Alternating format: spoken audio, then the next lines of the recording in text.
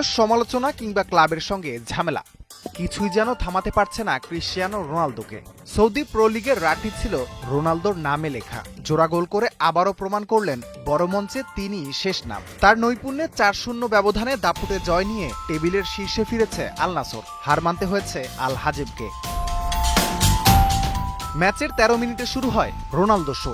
নিখুঁত টাইমিংয়ে ডিফেন্স ভেঙে ডান দিক থেকে দুর্দান্ত ফিনিশ। প্রথমে অফসাইডের পতাকা উঠলেও ভিআর যাচাই করে আসে গ্রিন সিগন্যাল। সেই মুহূর্তেই বদলে যায় ম্যাচের গতি। গোল করেও যেন ক্ষুধার্ত CR7। ৭ মিনিট পর সুযোগ হাতছাড়া করলেও হাল ছাড়েননি, চালিয়ে গেছেন তাণ্ডব। ৩০ মিনিটে ব্যবধান দ্বিগুণ করেন কিংসলে কোমান। তবে আক্রমণের ছন্দে নেতৃত্বে ছিলেন রোনালদোই। বিরতির পর প্রতিপক্ষ গোলরক্ষক একাধিক সেভ করে ব্যবধান কম রাখার চেষ্টা চালান, কিন্তু আল নাসরের ম্যাজিক তো এখনো বাকি। মাঝমাঠ থেকে অ্যাঞ্জেলো দৌড়ে গিয়ে চমৎকার গোল করে ম্যাচের সৌন্দর্য বাড়ান। তার ৫ মিনিট পরেই আবারও রোনালদোর হাসি। বক্সের বাম প্রান্ত থেকে শক্তিশালী শটে নিজের দ্বিতীয় গোলটি করে জয় নিশ্চিত করেন রোনালদো। রাতটি যেন এই মহাতারকার।